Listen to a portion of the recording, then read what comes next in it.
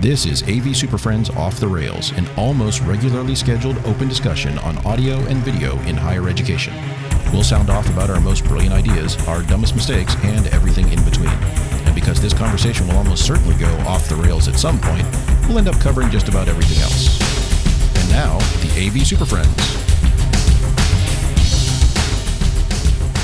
For September 10th, 2021, it's the AV SuperFriends Off the Rails. Welcome back, everybody. Time for another Friday afternoon podcast adventure. If it's Friday and it's the afternoon, we're probably doing a podcast. My name's Chris Dector. I'm joined today by Justin, Mark, Jamie, and Larry. And Hello. As we just found out minutes ago, this is actually our season finale. The interns informed one. us. The interns and all the people working behind the scenes. We had somebody let us from know. the production crew come running down the hall and said, stop, do not start your show. We have to do something about today's being the season finale. It's kind of a big deal. Actually, we were just discussing, like, hey, when did we start? In fact, Jamie, you brought it up. You're like, we've done what, 250 some episodes? When are we done here? Well, and we realized Contractually, that never. Today is the answer. So actually, today is the 1 year anniversary of when we started, when we did our first show. So this will be our season finale of season 1. So that means we get to promise all sorts of fantastic things for season 2. We're going to up the bit rate by 1. The budget is going to go use through the one roof. more dog biscuit on their recording, and I don't know Bigger, what else louder, we're doing. faster. It's going to be so much more. All the shows will be faster slightly. Will it be in HD?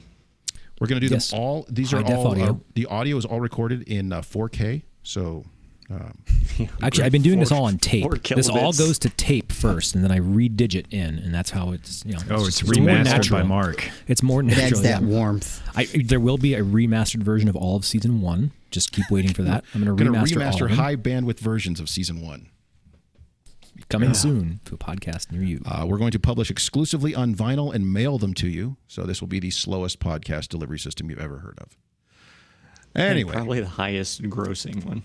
but yeah, so we've been doing this for a year now, 37 some episodes, something like that. Between the two shows, 38 episodes, something like that. So more things to come. So we've enjoyed it, I think. Thanks for listening. We'll talk to you later. No, I'm kidding. So let's do our last show, our season finale. We're going to discuss the process of hiring staff for our AV teams. I know Jamie's been struggling with that right now.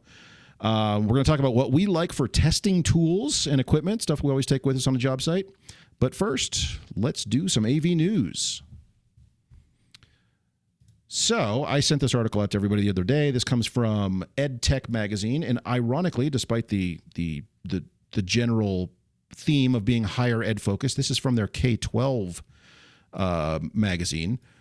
But I thought it was really relevant, mainly because I misread the title, and then after I got into the article, I realized this is legit, and they need to do the same article, but from the standpoint of higher education. But anyway, so this article is titled "How to Choose K-12 Educational Technology Intentionally." So let's remove that K-12 from there. How to choose educational technology intentionally. And it's basically a breakdown of how a school district in Nashville, the Metro Nashville Public Schools, went through the process of, believe it or not, they went and talked with faculty and staff about what sorts of technologies they should be using. And of course, they had some struggles because they wanted to get this district-wide, but they went, rather than they even admit it, rather than just picking the tool and running with that, they said, let's figure out what the tools, or what we need the tools to do, and then go find the right tool. The title is all wrong. The title's all wrong. Yeah. The title should be K-12 school does it the right way. Because too many times, I do a lot with my wife is a K-12 teacher, right? And I'm always helping out. And too many times it is we talk to the salesperson first. Because the goal is to spend it. We need to spend this on something. So sell me. I read the article and I loved it. I'm like, the titles just should be, this is how to do it. Talk to your people. Yeah. Find out Focus what on they outcomes. actually want to use. Yeah. Not just talk to your people, but have complete buy-in from the top down to create a system of some kind of standardized experience throughout all your rooms, right? I mean, you can like IT, we talk to faculty all the time. Hey, what do you want? We need all this stuff, but if you don't have the right buy-in, where is the funding for it? Where's your refresh cycle? Where's the whole plan, et cetera? It's amazing when you I ask think people, what is it that you want to be able to do? Like, what do you want to accomplish? And let's start there. And that's such a simple question that's so complicated. And really, I think it's even more important when you have a limited budget like a K-12. They don't have and I tons think of money. one of the bigger has issues with higher ed is the adopting the new technologies in the classroom. If you start by talking to the teachers and finding out what they want to do, that part gets a lot easier. Yep, well, that kind of solves that part first, though. I mean, if you meet with a group of faculty and you work with your instructional designers in your faculty development office and you find kind of what they want to do, Mark, to your exact question, what are you trying to do in here? What can we help you find? And you find a solution, then Larry, that adoption challenge is that's over and done with because you've already moved past that. That's exactly right. In fact, we were talking before the show, and I won't name the vendor. But Mark, you were talking about frustrations with somebody coming in from a sales standpoint saying, you guys need this, and here's all the people that use it. And you said, this doesn't fit our support model. This doesn't do half the things you want to say. This makes it much more difficult to manage. On paper, maybe your solution kind of fits in a very general sense, but you're basically putting the cart before the horse here. And we're going to wedge this in here, even though it's basically, at best, it's doing a one-for-one replacement of what we already have. So right, it's just a different flavor, right? So you're just okay, I guess it would work, but why? Are you making a new problem for me? Now my problem is replacing everything I have to make it this new thing. Or if you have just some of those, now you have, well, these rooms operate with this one, and this building operates with that one, and now I got to maintain all this stuff and figure out what's going on, and it just makes it that much more complex. But it's easy. Just split your team in two and be fine. But what they're doing there is just putting here's our solution, you figure out how to use it, as opposed to what this article is about is fundamentally the needs analysis process of the AV project of let's figure out what they're trying to accomplish before we go buy something. I mean, I had a call like that this week where someone said, hey, we're setting up this conference room in this new building. What model TV do you recommend? And I went, well, that's literally all the information I had. How many people? What content are you displaying? Who's using it? What are they doing in there? Well, it turns out it's digital signage. I'm like, fine, then here's a 40-inch LCD. Go nuts. But it's like that could be very different depending on the task that are actually taking place in there. So the fact that this school district said, all right, we tried a bunch of these tools, and they recognized in the last 2 years there was a very haphazard approach of everyone just kind of trying everything they could. Now they said, okay, if we're going to do something kind of district wide so we can support it, let's work with our faculty to find a solution that does what they need. And then, Larry, you're exactly right, that adoption challenge is kind of done because you've already got the buy-in from faculty on that. So I think it's interesting because we see a lot of this now, that in people coming in back into the classroom environment, right? Even though we've done a lot to make that experience as close to what they may be used to or have done, whether they're remote or whatever they've done, most faculty are still like, well, how can I do this? How do I go about that? And a lot of people don't have services set up to actually meet with faculty and find out what they're doing in the space. So we're actually doing a lot of that now, a lot of consultation as people return. We're still on a slower system out here in the West, where our term has not quite started yet. And people are finding out, it's like, oh, I want to do this and this and this. It's like, well, you could always have done that. Have you ever stopped and asked or thought about it? And so I think, the concept of stopping and listening to what it is people want to be able to do and then providing them solutions and kind of getting away from that culture of let's talk about the stuff, right? Oh, I want to talk about all the things and the widgets and all that black boxes with network ports and yada, yada, yada. That's shop talk, right? And yeah, we can buy stuff all day long, but what are we really solving for? And it's refreshing to see a story about hey, we met and we found out what it is they want to do first, and then we provided the stuff, right? Isn't that normally how it should go? I know. It's kind of nice to read an article that's preaching to the choir. It's like, oh man, do it. Thank God. Thank goodness that there's an article like this that's written in. I mean, I would like for them to come listen to season 2 of our award-winning podcast. Now with the AV SuperFriends Award for the best podcast of season 1. But it's so nice because these are the things sometimes these educators see as this ed tech or these written articles, and I'm like, thank God somebody's written this. So I guess the question is the preaching to the choir award goes to ed tech. Who was it for? Who was the audience for this article? I don't know, but I also want to know who was that person that said, you know what? It'd be a good idea if maybe we just ask the teachers what they want. was it that principal? Was it somebody at the board? You know, whose idea, and why did they think that, and why is it so difficult for others to think the same way? It's because the person's job to say no to that. They couldn't connect that day. They had poor. I mean, these aren't experience. trained AV staff, right? That figured this out. They're just school admins, right? Am I assuming that correctly? They weren't working with a company at the time. They just. So my guess is, Justin, I think you're right. My guess is that they wanted to find a set of tools, and they spoke very generically about it. So whether that's hardware, Right. software, some mix of them, because they don't want to get in the thing of naming companies and all that. But I think what they did is they recognized that because so many people have tried so many different things. Hey, I bought this little widget for my system at home, or my classroom uses this model document camera, or whatever, or I use this software when I'm teaching. They said, all right, well, we can't support 50,000 different things. So let's try to find something that is going to work for most people, which means, and then to your point, who asked the question first of, let's meet with our teachers and find out what are like the top 3 things they really need to do, and let's find stuff that does that, and then we can support it. So, and what you're going to have, those teachers aren't going to agree. But what you can force is for all of them to sacrifice something small or whatever and come to an agreement so that whenever you implement the technology, you don't have a lot of people bitching at you, right? Or maybe half the group is bitching and half the group is pleased. Now it's just they knew what they were getting going into this. They can just implement and move on. Yeah, and I think that comment is half true, right? Because no, you can't get all of the teachers to agree on anything, except they will all agree that what has been currently provided sucks. Right. So at least you can narrow out. Nice. Find That's common that ground. sacrifice. Well, I can You look at it sacrifice and say- this if I can get that. Okay, so clickers were stupid, right?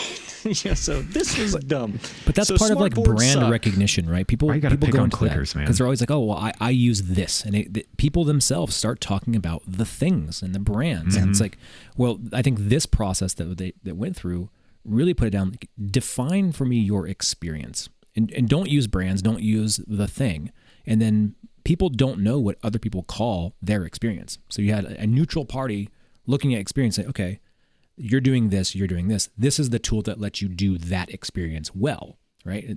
Call it whatever you want. This is the experience you need to be able to create ubiquitously across the board. And so where you're not going to one or two people and isolating and letting them define their experience by their brand preferences and all that stuff, it's like, no, let's not go down that road. But I think fundamentally we're kind of all in agreement that this is surprising that this happened. This is great that this happened. This is the way it should always happen. And if you're starting with a tool set or starting with the software or starting with the solution, but you haven't yet identified the problem, chances are, Jamie, like you said, that the one thing they're all going to agree on is that the thing they currently have sucks, probably because it was chosen that way. You're going to get this thing because the sales guy said it's the best. So, or salesperson, I'm sorry. So this is what everybody has. Outspoken faculty who worked here 5 years ago demanded that we do this. Or that squeaky wheel who, or it could be on the good side, it could be the champion of it who really liked this and really kind of kept it running and convinced all their faculty or all their colleagues to use it. And then that person moved on or retired or whatever it is, and now they're not there and it's kind of fallen by the wayside. And you're like, well, why do we have this clunky thing? I don't like this. It's such a pain. So can't I just, usually where it starts. Yep. I'll tell you, before we go to break here in a moment, if there's anybody out there that actually listens to this show that chooses stuff for K-12 or whatever, and you want to talk about this would be wonderful to have you on. How do you approach it?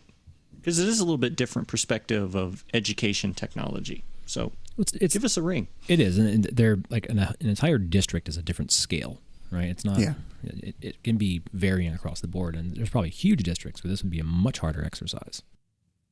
Well, I think we've heard about that. Like, was it LA Unified School District tried to do like iPads or something 10 years ago, and it was. Oh, wow. But again, it wasn't like they were like, oh, we'll just blanket do the whole thing, and they found that actually there's very different needs depending on the schools and what people are teaching and all that. So that's not a great way to do it. But I think they tried to do that from the top down as opposed to like this one came from kind of the ground up. So. But yes, that's a good point, Jamie. If we have someone out there who wants to talk about this further, I'd be happy to do it because it's a refreshing to see this happening. I'm sure it happens more often than we know, but it's nice to always see when things do kind of work out that way. But that said, we're going to talk about some hiring challenges and kind of the process on that. But first, Mark's going to push the third button from the left. There's a great new digital magazine from Higher Ed AV Media found at higheredav.com, and we do a special monthly show where we actually stay on topic. It's a show where we try to really focus on a single topic and break it down into AV SuperFriends style. That's the AV SuperFriends on topic, found at avsuperfriends.com, higheredav.com, iTunes, Amazon, Spotify, Google, and wherever else you get your podcasts from. All right. So one of the things that we've all been involved in for years and years and years is going through the process of hiring staff for our AV teams. I've done it at multiple institutions. I know, Larry, you've done the same sort of thing. Jamie, you commented that you're having challenges right now because A, it's a new experience for you, and B, like you're having trouble like aligning your requirements for the position with the candidates that you're getting. So I don't know how much you want to talk about related to that, but it's a fascinating topic on trying to find the right staff to match the needs for an AV team. And there's this thought of my perspective is I can list the job requirements and here's the description and here's kind of the certifications or at least the technical aptitude I'd like to find on somebody. And if they meet some of that, then I can talk with them and find out how well they're going to fit in with the kind of the organizational culture. But it sounds like you're getting a very different kind of candidate pool where some of them really shouldn't even be getting past that first round of screening calls sort of thing. And just the challenges, and you're in a major metro. So what's that been like for you? Yeah, it's been really strange because my involvement with I am not in a position where I'm a hiring manager. I have been involved in hiring processes as like a secondary member, right? Like I look at the applications when they come in, or I may sit in on the interview, help make final decisions, but I've never been like from the job description all the way to the end. I'm still not the hiring manager, but mine recently left, and it's that duty as assigned. It's like, hey, by the way, it's your coworker. And here's what I found. And what's interesting is, and all of you listening are going to have fun, because if you remember a while back, we talked about certifications. And at some point, Larry's going to bust my balls about this. But we're going to get there. So just stay tuned, because it's going to be fun. But what happened is that the university came back and said, hey, Jamie, you're overloaded. We want to hire a peer. So this is a design engineer position. So it's a level 2 or 3 technical knowledge kind of position. I said, great, I could use the help. And the whole idea was that it'd be more of an entry-level design position. So for those technicians kind of leaving the wrench turning mode and trying to turn into, the design, the engineering side, the programming side, the nuts and bolts, right? I have been shocked by some of the response that we've gotten for this, because I assumed we would get those transitioning applications, transitioning from one to the other because of the pay rate, because of the job title and everything else. And we are getting them, but they're not really aligning with what I was anticipating resumes would look like. It's been strange. For instance, it was posted as design engineer. We got 2 applicants that were graphic designers, right? And their resumes were wonderful. If you like graphic novels, comic books, graphic design stuff, they were great. Hey, the they bot were found the wonderful listing. artists. It found the word design. Isn't that Yes. close enough? That's someone who doesn't know how to use Indeed, I guess. And so, but we got them, and I was like, well, no. And then the ones that we did get that had some technical background, I was really surprised that as a design engineer, they didn't play up the fact that they were really interested in the things. That a lot of their stuff was like, well, I can run a camera, or I can pull a wire. But they didn't really focus on,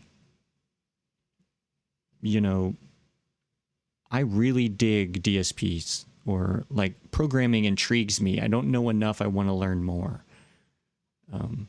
I love acoustics in space. Something. Give me something. Nothing. That's really more of a generic problem, not just in AV, but we have a lot of problems with students applying for jobs that talk about what they've done instead of writing their resume to the job description. So if you have a resume and you turn in the same one for various jobs, you're doing it wrong, right? You have to take and copy and paste keywords out of the job description and put it in your resume and rewrite it to make it sound like you were just like you're saying, like you're interested. So that's a problem just with not experienced people applying for jobs, I think. So that was something that I assumed. Look, I haven't applied for many jobs over the years, and most of the time I get the recruitment services calling me. But I had assumed that with the modern way of filling out job applications, that the keyword thing would be very important, and people would put that in there. Keywords, because that way you make it through that stupid computerized pre-screening bullcrap that we all know misses stuff.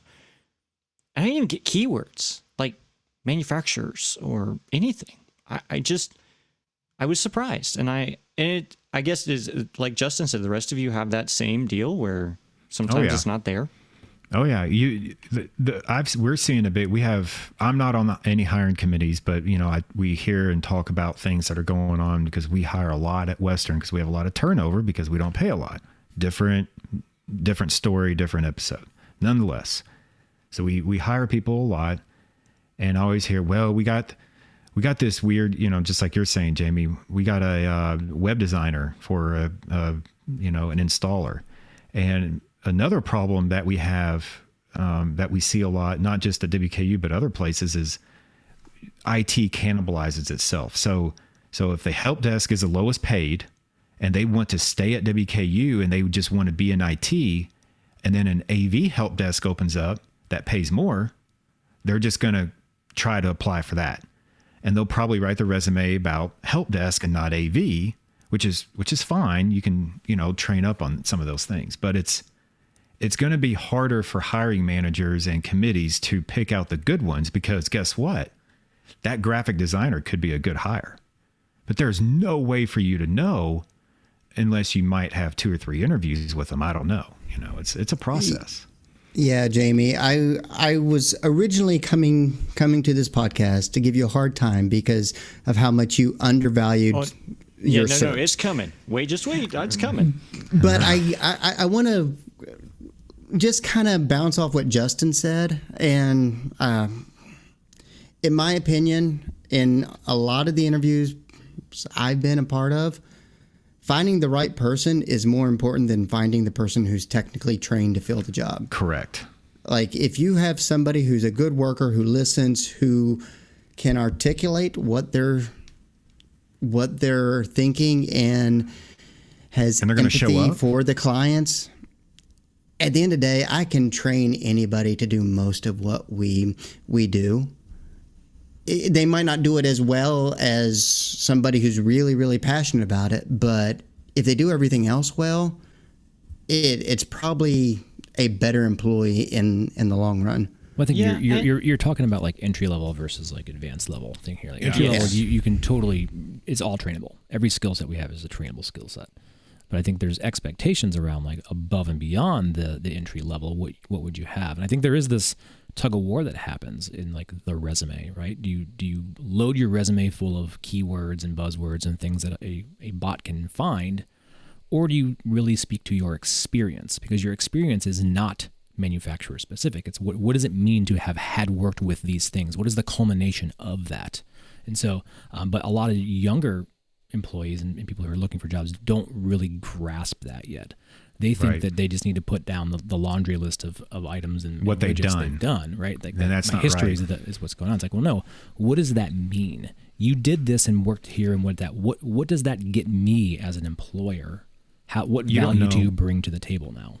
Yeah, you don't know if they were successful or not, right? I mean, it's like, you did this stuff. Well, I mean, I ran cable. Did I just throw it across the ceiling? Like, no, I'm meticulous and I do this, that, blah, blah, blah. There were certain things of these, and we make fun of them all the time in job descriptions and stuff, where, where there was I had 2 of them that were similar to this example of like, well, I was involved with the selection of the campus-wide initiative that our third-party person So you start reading between the lines. You're like, okay, so you maybe have project managed this, but what did you do? What did you select? Did you just rubber stamp what they brought you? And it's unfair because you don't want to lump people in that basket. But then on the other hand, that's not how it read. Right. And it's just been really interesting, which brings me up to the certification thing, right? In our job description, we say, hey, we would prefer to see these things. CTS, we use Extron by AMP. We don't really care what DSS should. Just give me a blurb that says I have these things. Not one. Jeez. Yeah. I had 6 legit resumes that we want to talk to, right? And then some others that really didn't fit for one reason or another. But only one of them even partially listed something. What do you mean by something? And I told Larry this the other day, and he just gave me all kinds of shit because he was just like, dude, you're the one that said certs don't matter. And I believe that, really. I think at some point it is the knowledge base and things. But I would at least like to see that I've installed and programmed, even if we use BIAMPs, but even if it's BSS. Because what's that tell me? You're capable of interacting with a audio digital signal processor. Well, here's the question, Jamie. I don't really care what kind. Just tell me that you do it. Why do you think that happened? Like you've identified the problem, but I know why that happens at WKU, and we don't list certifications because we know that our pay scale can't afford said certification. And so what is the job pay in that market, and are people not interested? Because you tried to hire me, like, no, because I'm not moving from Bowling Green. And then you can hire other people or on this call, and they're like, no, we already.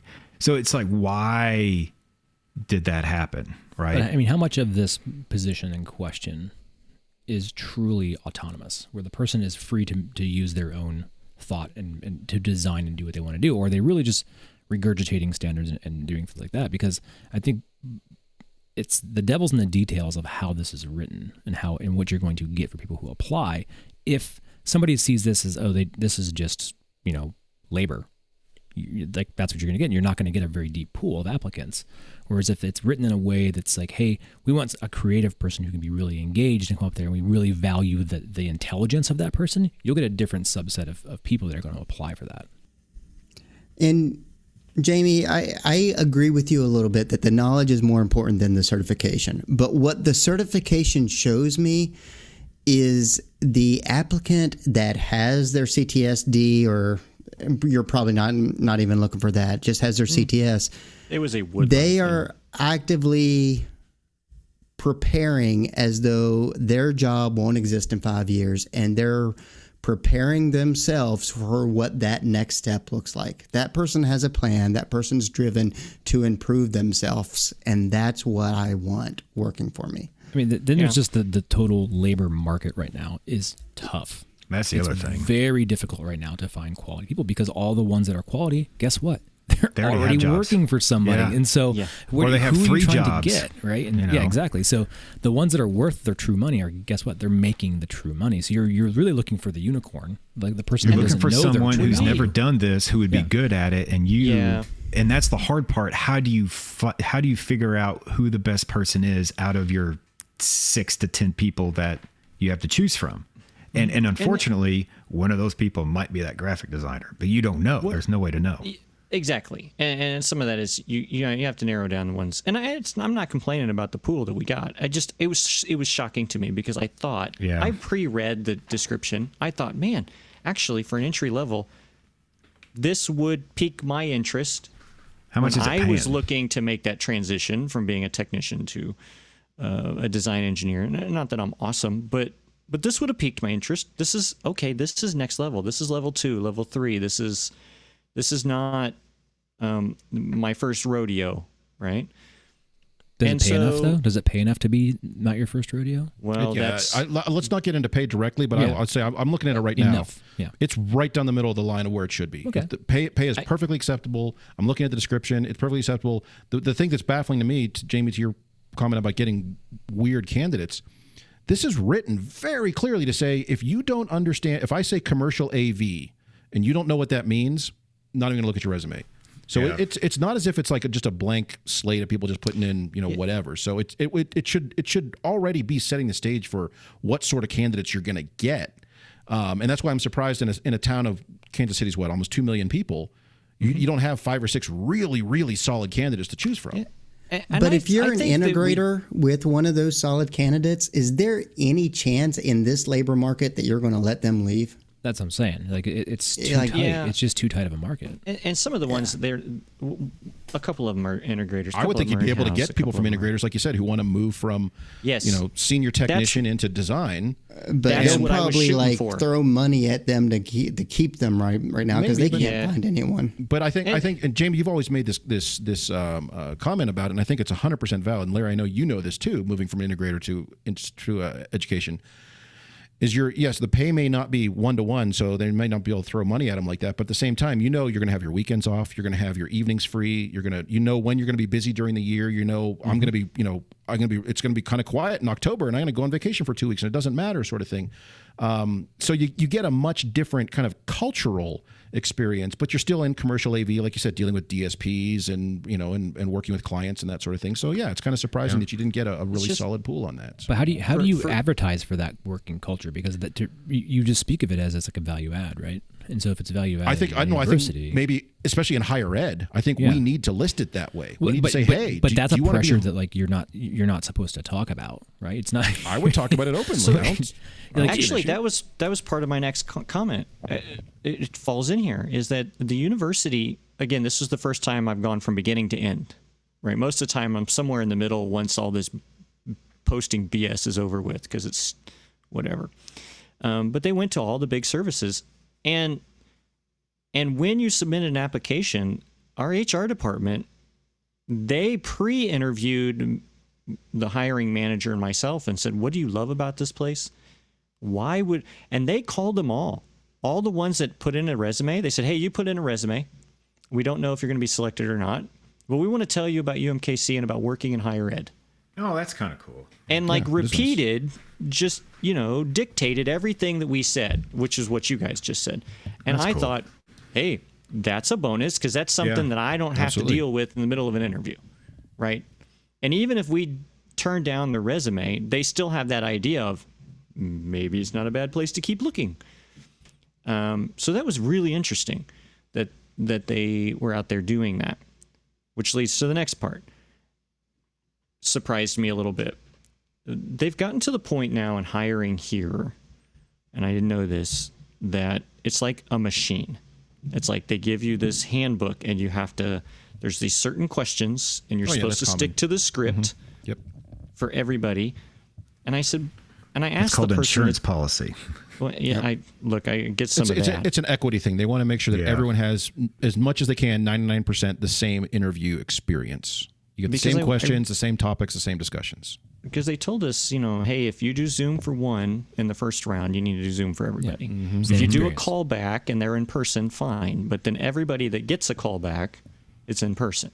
Because they can get sued because, I didn't get treated fairly. I was on Zoom and everybody else did in person. So, it was weird. And I also, because I asked them too, I said, well, the questions you give, these are like, you guys all know these questions. Everybody knows the questions they give you. I said, how do I get them to prove their worth? Thunderdome. Like when I went to interview for some consultants, right? I literally went into one and they took me into the conference room and threw the building plans on the table and said, tell us what you think. Mm-hmm. And they said, we'll be back in 30 minutes. Do you want a snack? Do you want some soda? Do you want something? We're not just going to leave you hanging, but we want to know what you think. And I'm like, you got to be kidding me, right? And so I figured at this point, what the hell? And I just, I mean, I don't like this. I think that's dumb. This is why. But they were looking for why. Why do you think that that's foolish? What do you? And they even told me that. They said, wow, we didn't see it that way. So I hear this a lot, Jamie, from people like on hiring committees around here. It's like the questions we're allowed to ask can hamstring us in the process. That we don't get to ask the real things that we want. And so how do you kind of get around that? And like the way out of that is you can follow up with anything said. So they can create a question. So if they answer something in a certain way, you can say, that's interesting. What was your take on working with X, Y, and Z? Or what did you like or not like about X, Y, and Z when you did it? Like, you can respond, but a lot of people don't. They just read the question, take the answer, and move on. But there's that engagement has to happen in that process. And so you have to be a really good active listener to find out where you can get into, start to learn about these individuals, because you have to find those keywords that you're trying to hear.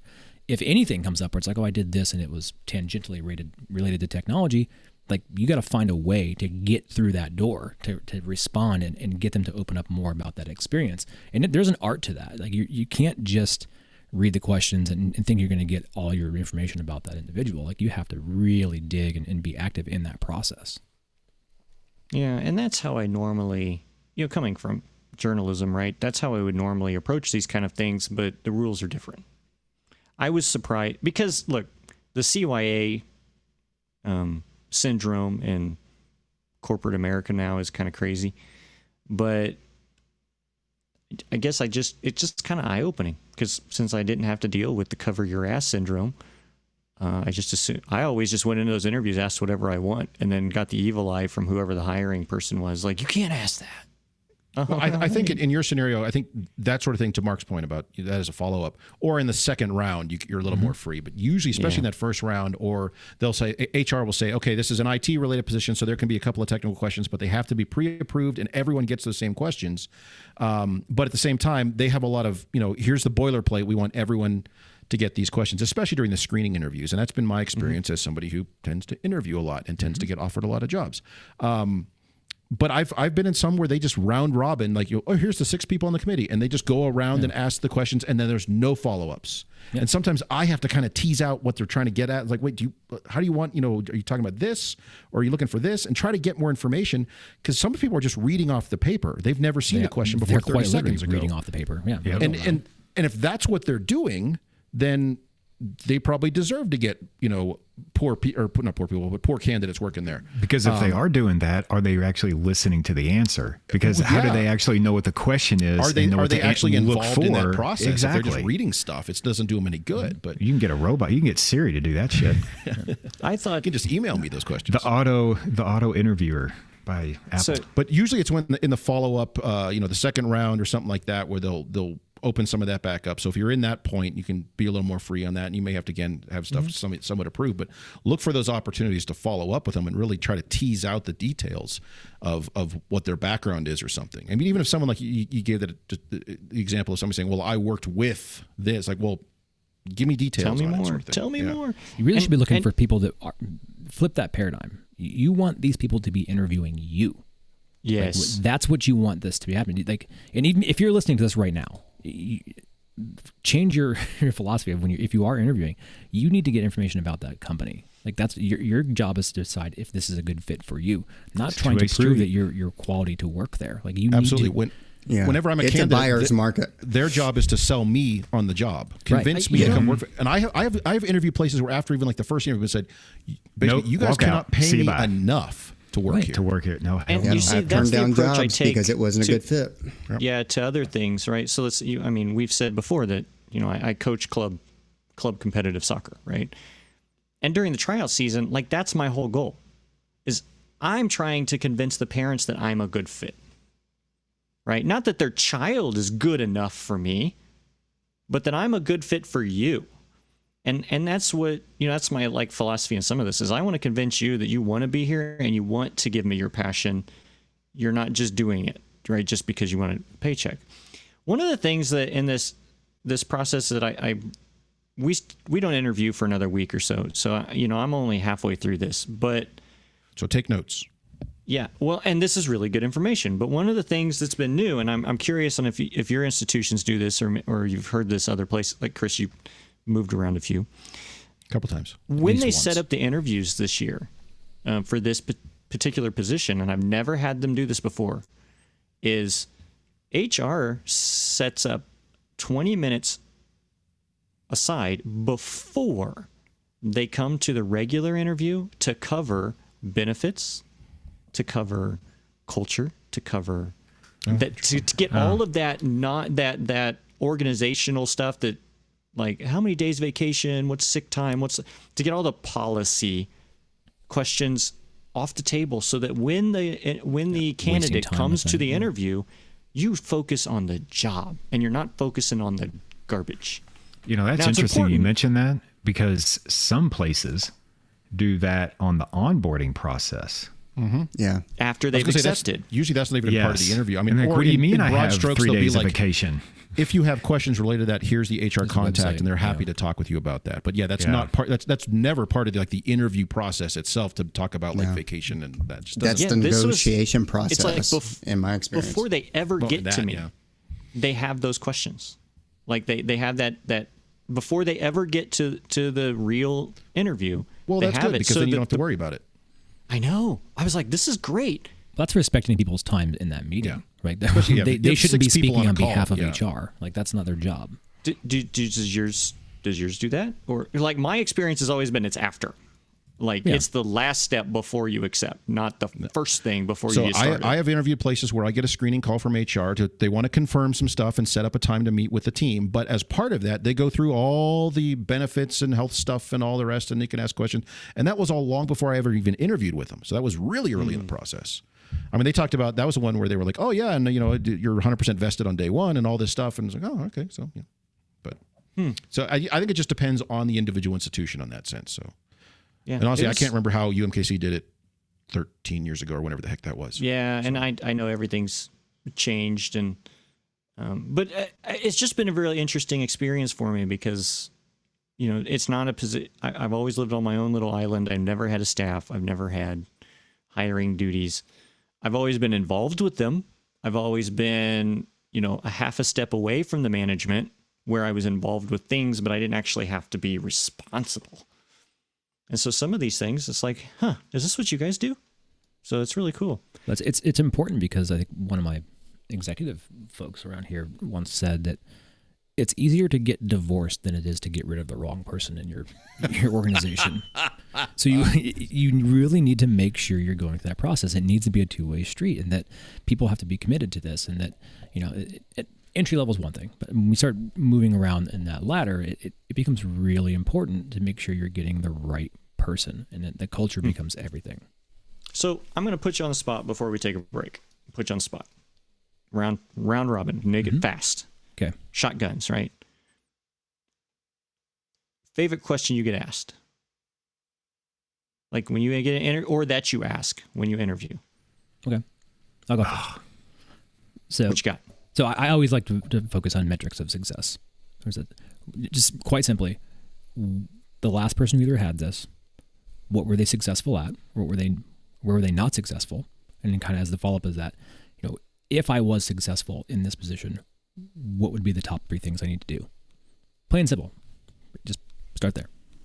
Yeah, and my favorite question is almost identical to that. Whenever I'm interviewing, I always ask, what does a successful candidate look like to you? Because I want to know what they're looking for so I can figure out, am I a good fit? If I meet their expectations, will I be happy here?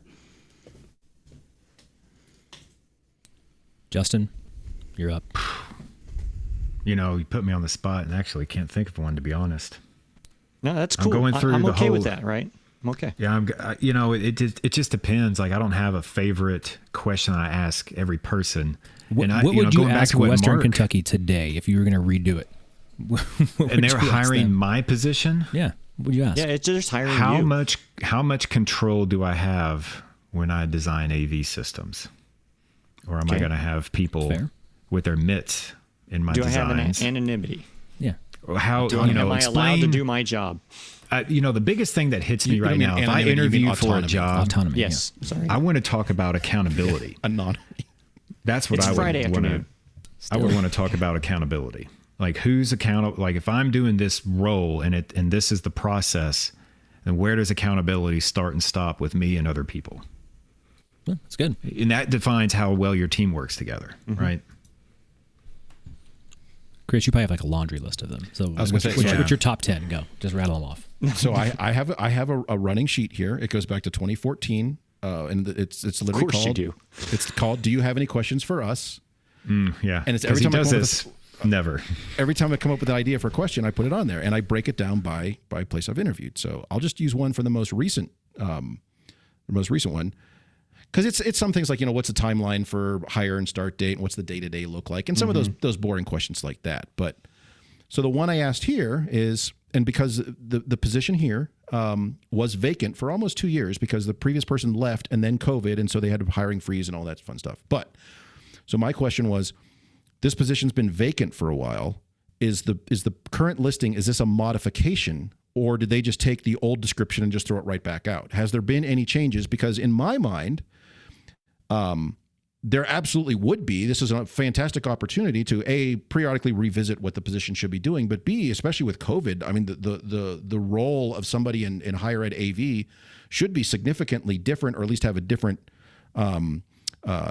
focus than it did. Like, oh yeah, you're just out fixing projectors sort of thing. It's like, well, we're doing a whole lot more now and for different reasons. So I wanted to, basically this was my way to tease out from the hiring committee how they were thinking of instructional technology in a post-COVID world.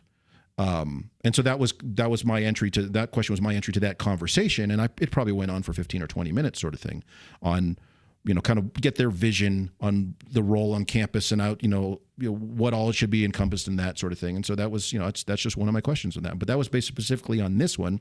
I have all the standard boilerplate. I mean, how are you structured and who do you report to and all those sorts of things. But there's generic ones on there like, if I were to start tomorrow, what's the first thing I'm working on sort of thing, and stuff like that. So like I said, I have a laundry list of these. And I tailor it to the job. We talked about tailoring the resume to the job. I tailor my questions to the job of places when I interview, and depending if it's first interview or second interview. And then on this one is unique where I actually, after they offered me the job, I requested another interview to ask even more questions, because I was like, I want to be 100% sure that we're seeing eye to eye on a bunch of these things, because this is my opportunity. Like we said, it's a two-way thing. You're trying to sell me on the job. You've already offered me, so I already know I have the job, but I want to make sure that this is a good fit for me, because hey, this sounds good, but I've got some follow-up things I want to talk about. So it's absolutely, make sure if you're a candidate, make sure that you're taking every opportunity to do that. And Jamie, to your point, as somebody on your side, hopefully you find people who are asking that level of questions. If they're sitting there like lumps and not responding, then that means even if they're technically perfectly competent, they have every cert you want, it may be like pulling teeth to get them to do any work, down the road. So just as a thought. Yeah. I kind of, and to close it out, because I asked the question, I enjoy answering this question, and I usually ask it. But I just want to kind of like know, what's your passion professionally, personally? What do you enjoy? What do you like? Some people enjoy their work. Some people just want a paycheck. Some people the work is okay, but what I really love is, scouts, but to kind of just open it up a little bit and maybe it's more of a the icebreaker question. Just tell me, what do you like professionally, personally? I don't care. Give me some passion. By the way, for me, I hate that question. I don't care. That's my general response. But when I'm asked that as a candidate, I have a good answer that I lie about. It is a made up freaking lie, but it sounds really good. You think so? I like being, because I like saying, hey, look, I like what I do, but one of the things I like about higher ed is I can do all the other stuff, because actually the other stuff is more important to me. Well, that's selling them on the culture with higher ed specifically, right? And that's a critical component. So make sure you do hammer on that during the interview. And I, integrators and things, I'm like, look, I need to know what I'm in for here, because I enjoy the other stuff way more than I enjoy my job. I enjoy my job, but I not like sure how my well life. that would come across in an interview. You may not want to say it that way. I don't really want to work here, so what do you got for me? Yeah. Well, I just want the paycheck so I can go out and go surfing. So what time do we get off?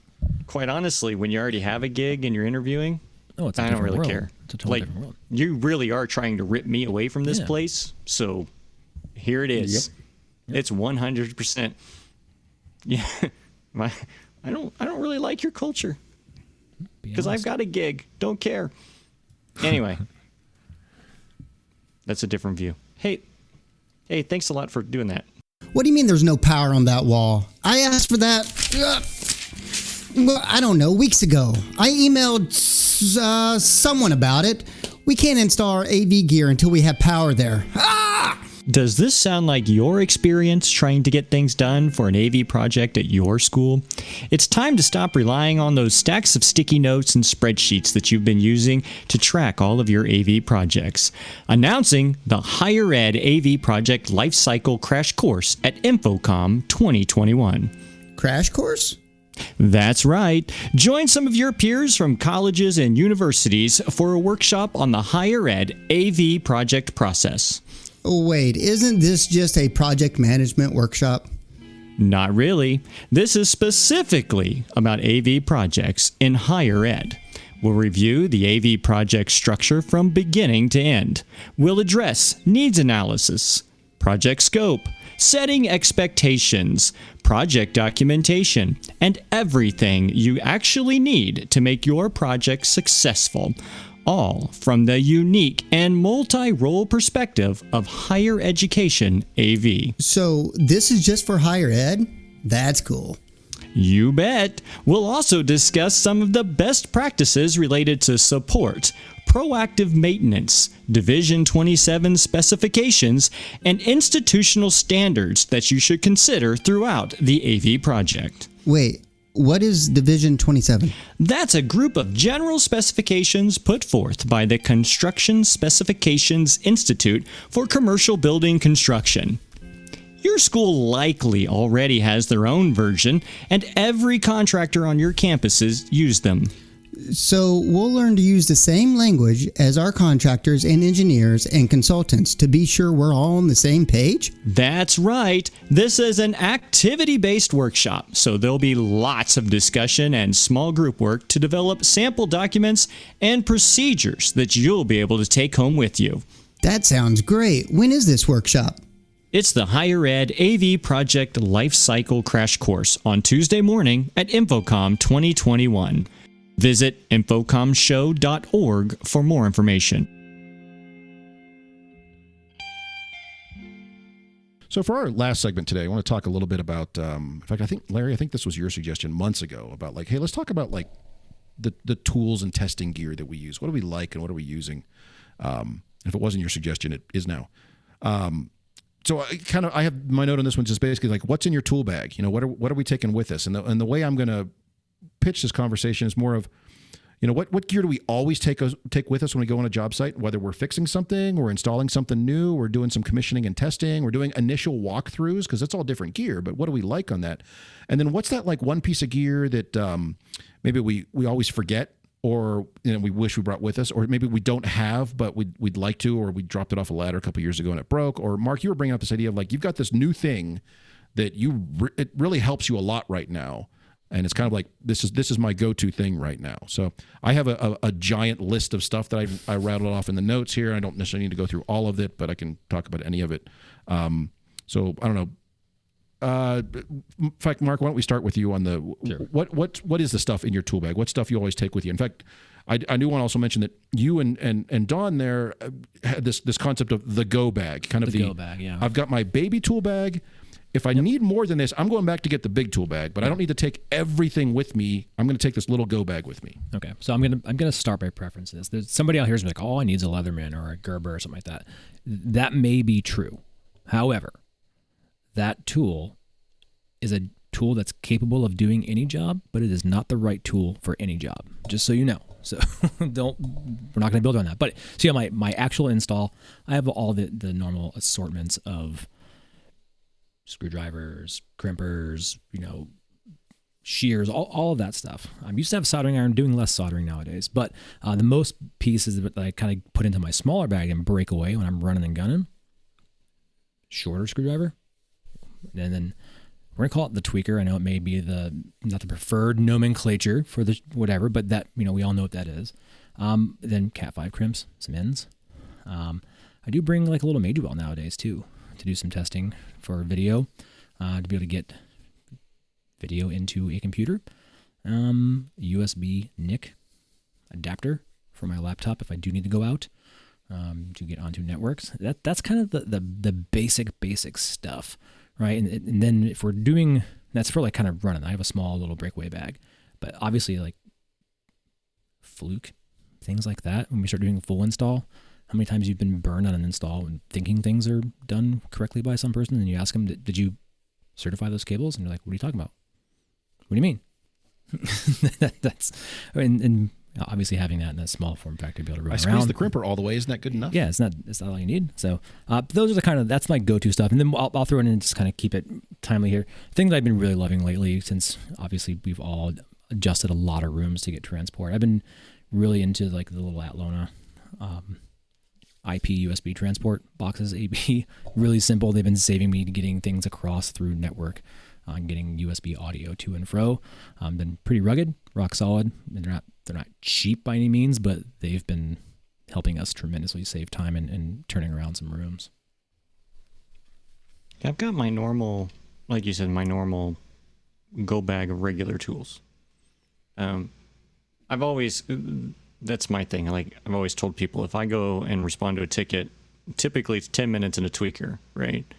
Most of my problems I can fix that way.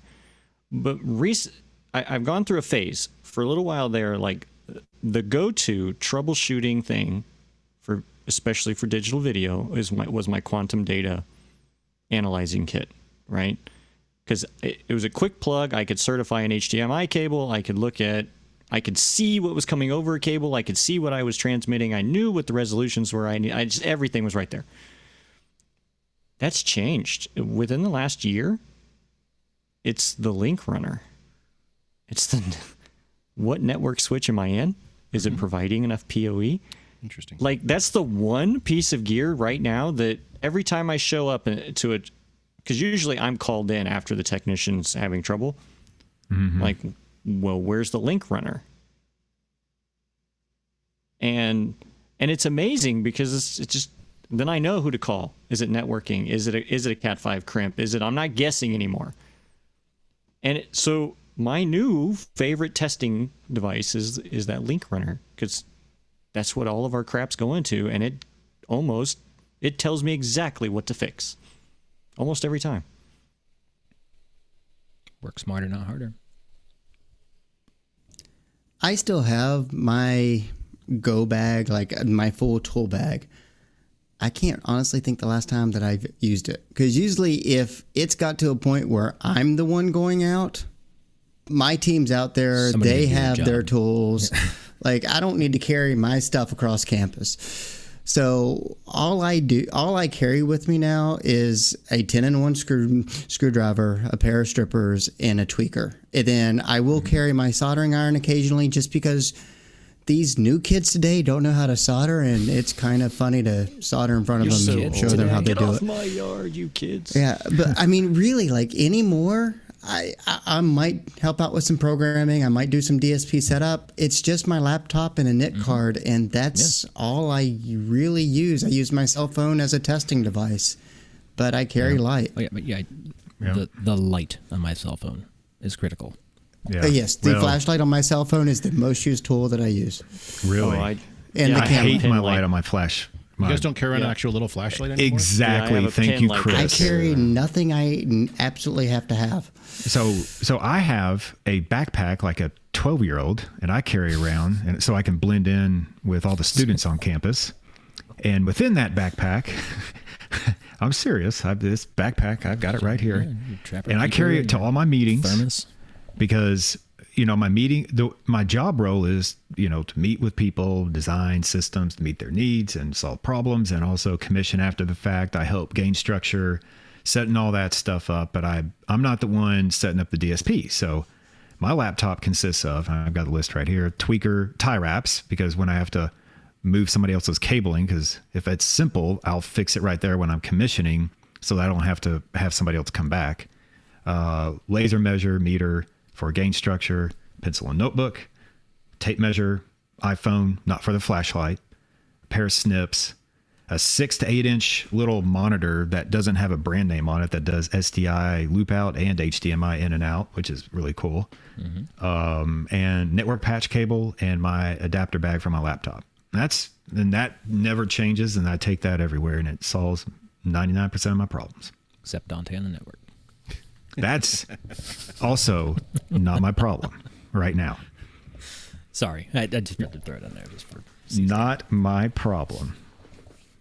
Chris, So what do you I'll got? rattle through this real quick. I'm going to be selective on this. So I do have a test generator on here. That's one Jamie had one when I worked at UMKC. It's fantastic. It solves so many issues. But so I have a box I call the Digital Fixer, which is an old Extron EDID 101D with HDMI adapters on it. And I like using that because it does not pass HDCP or embedded digital audio. It's a really old version of their DVI only EDID minder.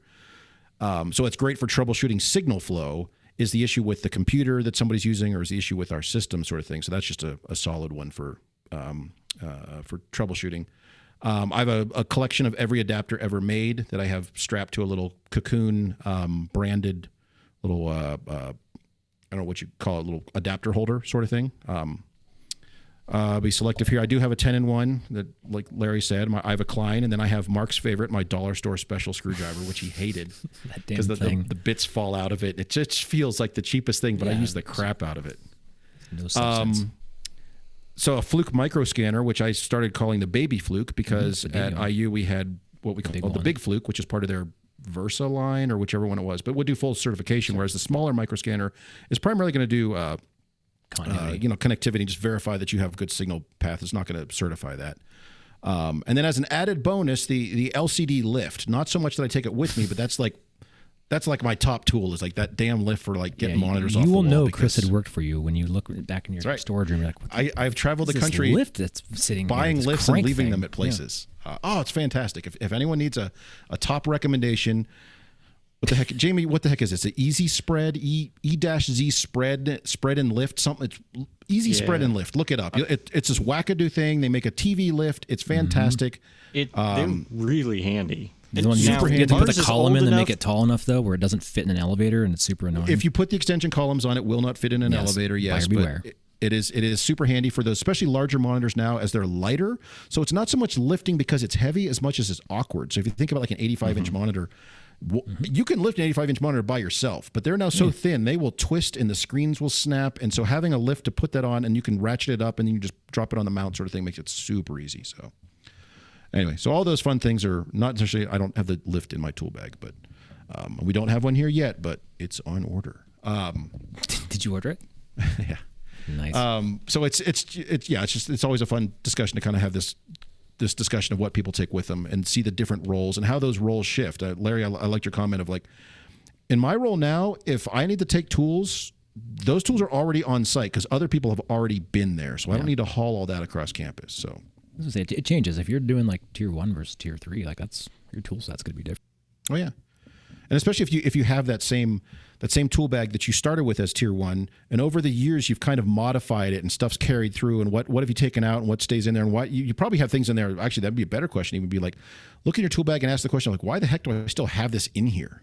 But it's the oddball things. I have a little hammer that I have in my tool bag. I don't know why the hell that's still in there, but every now and then the little tiny hammer which has MC engraved on it, yes, for that can come in handy to have. So.